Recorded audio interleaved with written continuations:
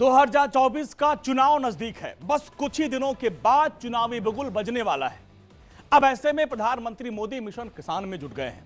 क्या है प्रधानमंत्री मोदी का प्लान और किस तरह प्रधानमंत्री मोदी किसानों को साधने में जुटे हैं, इसकी पूरी डिटेल आज मैं आपके सामने रखूंगा। लेकिन सबसे पहले जरा यह तस्वीर आप देखिए। प्रधानमंत्री नरेंद्र मोदी आज गुजरात में थे, जहां उन्होंने करोड़ों की परियोजनाओं की सौगात दी। ये तस्वीरें आपके सामने हैं। और जहां पर आज उन्होंने, ये देखिए, जब वहां पर पहुंचे थे वहां पे उनके साथ मुख्यमंत्री भी थे, गृह मंत्री भी थे, लेकिन आज यहां पर उन्होंने किसानों को बड़ी सौगात दी। एक तरफ जो पंजाब में किसान बैठे हुए हैं, प्रदर्शन कर रहे हैं, लेकिन दूसरी तरफ गुजरात में इन तस्वीरों को आप देखिए, किसानों को बड़ी सौगात दी। और यहां पे आप देखिए करीब 40 करोड़ किसानों को साधते हुए प्रधानमंत्री मोदी नजर आए। तो ये खबर देखिए कि किस तरीके से। तो प्रधानमंत्री मोदी गुजरात में थे, जहां उन्होंने करोड़ों रुपयों की सौगात दी। प्रधानमंत्री मोदी आप देखिए खुली गाड़ी में मंच तक पहुंचे और हाथ हिलाकर लोगों का अभिवादन किया। और आप देखिए इसी के साथ प्रधानमंत्री मोदी ने गुजरात में 1.25 लाख किसानों को संबोधित किया। इस दौरान प्रधानमंत्री मोदी ने किसानों को लेकर जो योजनाएं चलाई जा रही थी उनका जिक्र किया। यानी जिस वक्त पंजाब हरियाणा बॉर्डर पर टकराव के हालात हैं, प्रधानमंत्री मोदी उसी वक्त गुजरात में 1.25 लाख किसानों से संवाद कर रहे थे। विपक्ष प्रधानमंत्री मोदी को किसान विरोधी बता रहा है, तो प्रधानमंत्री मोदी इस नैरेटिव को बदलने में लगे हुए हैं। प्रधानमंत्री मोदी ने सरकार की उपलब्धियां गिनवाई।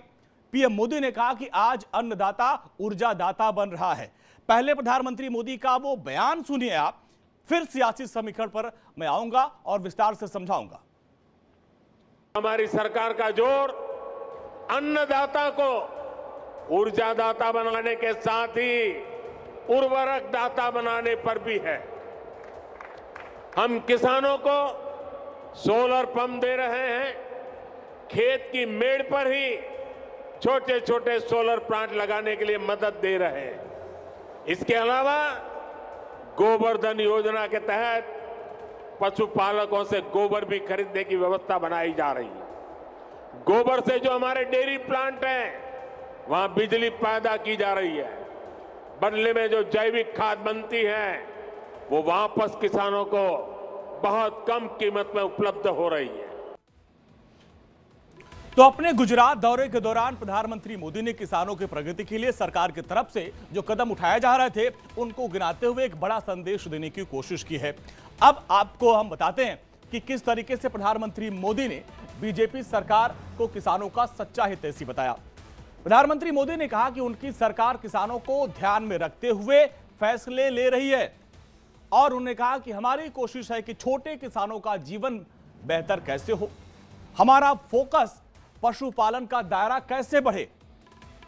गांव में पशुपालन के साथ मछली मधुमक्खी पालन को लेकर भी प्रधानमंत्री मोदी ने उत्साहित किया, क्योंकि अब किसान है उनके दायरे को बढ़ाने की लगातार कवायद कर रहे हैं प्रधानमंत्री मोदी।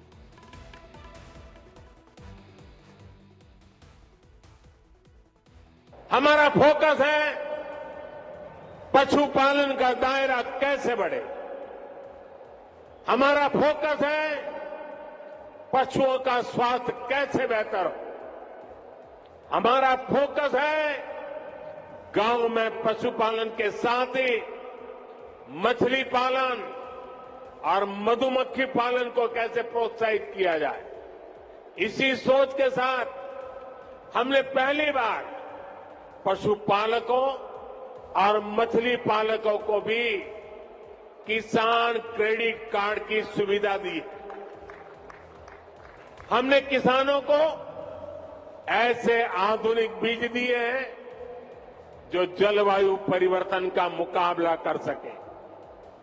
भाजपा सरकार राष्ट्रीय गोकुल मिशन जैसे अभियानों के माध्यम से दुधारू पशुओं की नस्ल सुधारने का भी काम कर रही है। अपने भाषण में प्रधानमंत्री ने इशारों में किसानों की आय के दोगुना करने का प्लान को भी समझाया। प्रधानमंत्री का दायरा अब बताने हैं कि किसान का दायरा कैसे बढ़ेगा। अब जरा वो फॉर्मूला आप समझिए कि आय कैसे दोगुना होगी, उसका फॉर्मूला क्या है। दरअसल अभी तक होता क्या था, धान गेहूं गन्ना इन तीनों को मिला दें तब जाकर सालाना जो टर्नओवर है वो 10 लाख करोड़ तक भी नहीं पहुंचता था। लेकिन अकेला डेयरी उत्पाद का कुल टर्नओवर 10 लाख करोड़ है।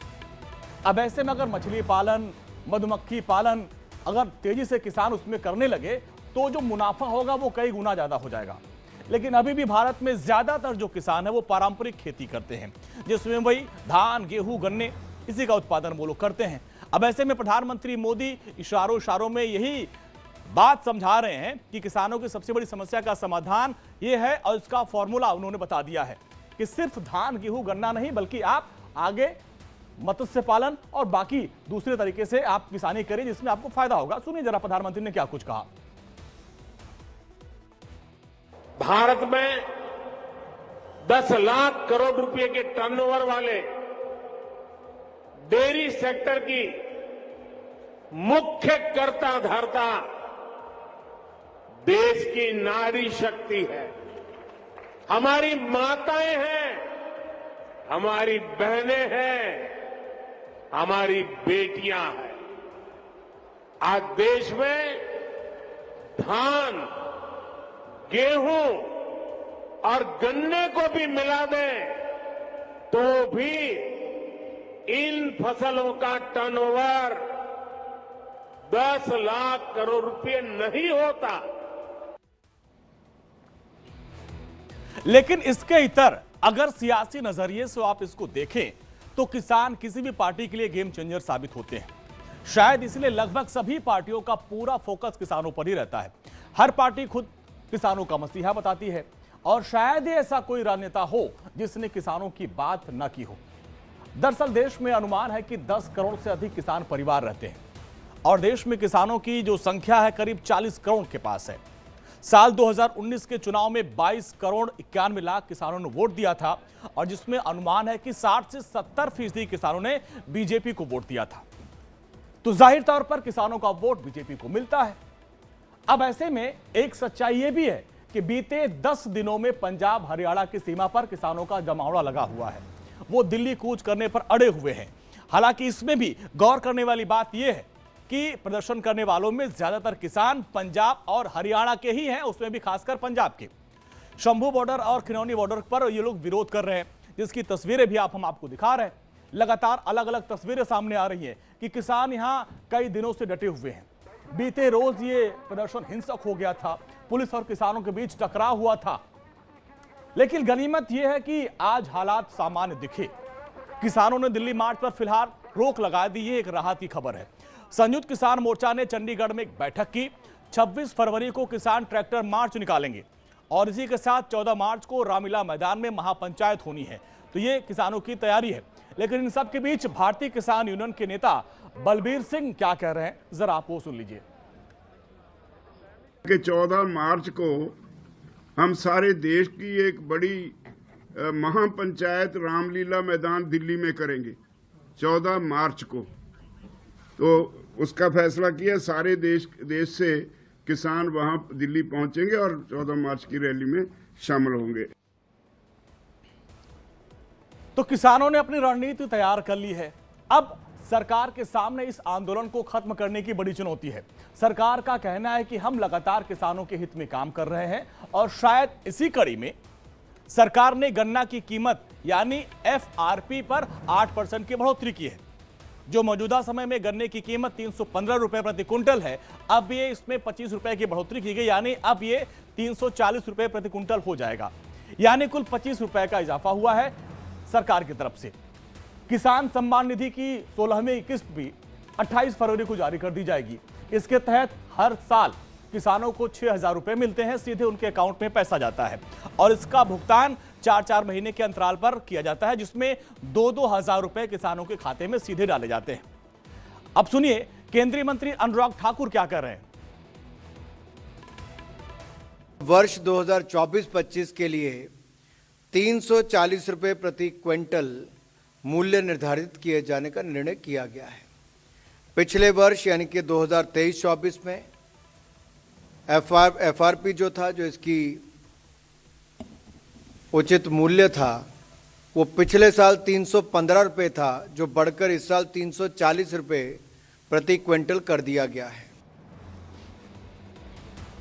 अब ऐसे में आप समझ सकते हैं कि एक तरफ वो किसान है जो प्रदर्शन कर रहे हैं और मोदी जी ये समझाने की कोशिश कर रहे हैं कि वो किसानों के साथ हैं, लेकिन फिर मसला कहां फंसा हुआ, ये सबसे बड़ा सवाल है। अब इसको भी हम आसान भाषा में आपको समझाते हैं। दरअसल किसानों की मांग है कि 23 फसलों पर उनको एमएसपी की गारंटी मिले, तय एमएसपी से कम पर खरीद न हो, इसको लेकर बाकायदे कानून बनाइए आप, और सभी किसानों की कर्ज माफी हो। अब सरकार क्या दे रही है यह भी आपको समझना चाहिए। 5 फसलों पर एमएसपी की गारंटी सरकार दे रही है। 5 फसलों के लिए नेफेड और एनसीसीएफ से कॉन्ट्रैक्ट होगा। कर्ज माफी पर बातचीत का प्रस्ताव भी सरकार ने दे दिया है। तो ये बातचीत का दौर चल रहा है, लेकिन सरकार बार बार ये बता रही है कि वो किसानों के हित में फैसले ले रही है। और रही बात प्रदर्शन की, तो लोकसभा चुनाव से ठीक पहले ये प्रदर्शन हो रहा है। ऐसे में इस प्रदर्शन पर भी कई तरह के सवाल खड़े होते हैं। पश्चिमी यूपी में जो आंदोलन का असर है वो कहीं नहीं दिख रहा है। यहां आरएलडी बीजेपी के साथ आ चुकी है, ये सबसे राहत की बात है और जिसका फायदा नजर आएगा। इस बार के आंदोलन में सभी किसान संगठन साथ नहीं है, यह भी गौर करने वाली बात है। और इसी के साथ किसानों की मांग पर सरकार विचार कर रही है। आंदोलन खत्म हो, जिसको लेकर सरकार लगातार कोशिश भी कर रही है। अब जरा रक्षा मंत्री राजनाथ सिंह को भी आप सुनिए कि वो क्या कर रहे हैं। रक्षा मंत्री राजनाथ सिंह को सुनिए। जनता ने इतना विश्वास दिया है हमारे प्रधानमंत्री मोदी जी को कि अब लोग ये मानने लगे हैं कि तीसरे टर्म में भी केंद्र में यदि किसी की सरकार होगी तो मोदी जी के नेतृत्व की सरकार होगी, और चौथे टर्म में भी किसी की सरकार होगी। बारे में क्या बोलेंगे सर? जो 5 बार राज्य। तब आप सुनिए, बीजेपी का दावा ये है कि भाई तीसरी बार नहीं बल्कि चौथी बार भी बीजेपी की ही सरकार बनेगी। यानी बीजेपी ने प्लान 400 पार तैयार कर लिया है, लेकिन किसान आंदोलन को खत्म करना भी जरूरी है। इसी के साथ ही आंदोलन की आड़ में राजनीति करने वालों का सच बाहर आना बेहद जरूरी है। तो ये किसानों की बात हुई और किसान और सरकार के बीच जो संवाद चल रहा है उसको लेकर हर एक अपडेट, एक एक विश्लेषण हमने आपके सामने रखा।